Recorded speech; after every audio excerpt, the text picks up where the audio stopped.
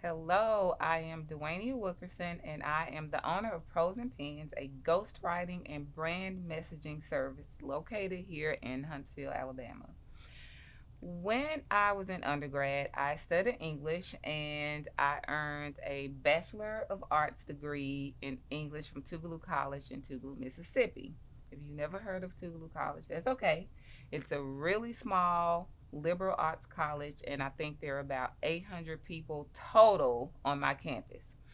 When I graduated, I was hoping that I would land a job in journalism as a fashion writer in a much larger city. What I did not understand at the time, and what I didn't learn even in undergrad, is that to secure one of those positions, you have to start aligning yourself really early.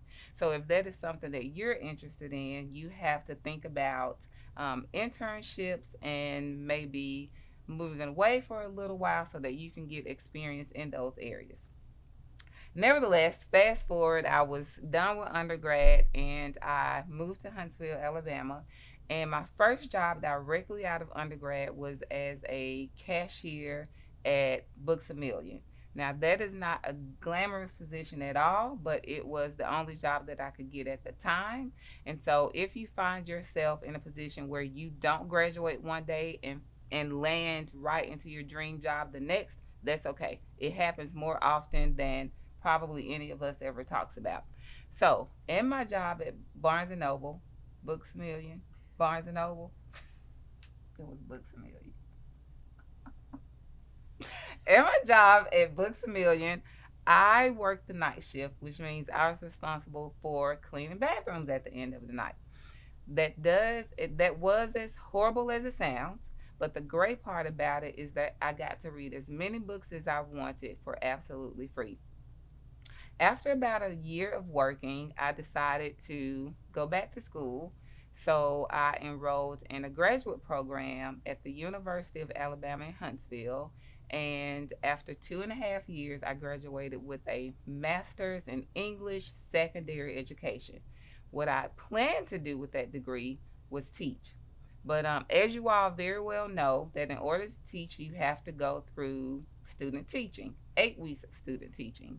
And so after I did those 8 weeks at a middle school and high school, I decided that teaching high schoolers was not the thing for me.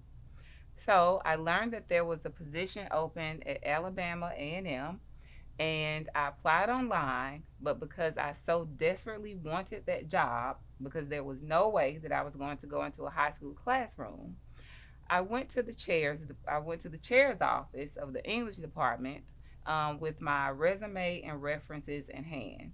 I was told that the chair would be out of the office for most of the day, but that didn't matter to me. I think I waited in her office for about 3 hours until she was done with those meetings because I was not leaving that campus until I had an opportunity to speak with her so that she could see me, so that she could put a name with the face, if nothing else, because I really wanted that job.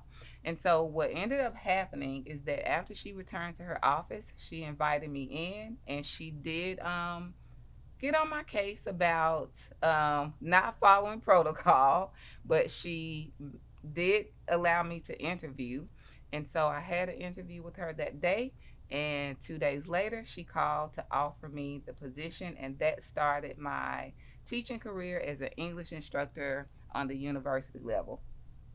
While I had never, in my wildest dreams, thought of teaching, I actually did everything that I could to avoid teaching. That turned out to be one of the greatest experiences in my life. While there, I got so much experience. I taught English 101, 102. I taught a speech course. I was even able to create a course from scratch called Discourse Analysis, and that course is still being taught there to this day. And I feel like so much of what I learned as an instructor set me up to be really thoughtful and intentional about my work in business. After teaching for about 10 years, I started to get a little antsy and I dabbled. I got a side hustle, y'all. I started side hustling as a way to just introduce something new to break up the monotony of teaching and to flex my creative muscles a little bit. And so, after about a year of side hustling in 2016, I resigned from teaching to go full time in my business. That was one of the scariest but best things I've ever done in my life. It was definitely, I would say, the hardest thing that I've done in my life. And there were quite a few times that I thought that I wasn't going to make it, but I did, and here I am. So, to any of you who are listening to this or watching this, don't be afraid of hard things. Life is hard, and the way that we get through those things is that we just put one foot in front of the other. I know that that sounds terribly cliche, but that is the truth. We wake up every single day and we put one foot in front of the other until we get to what we consider our destination.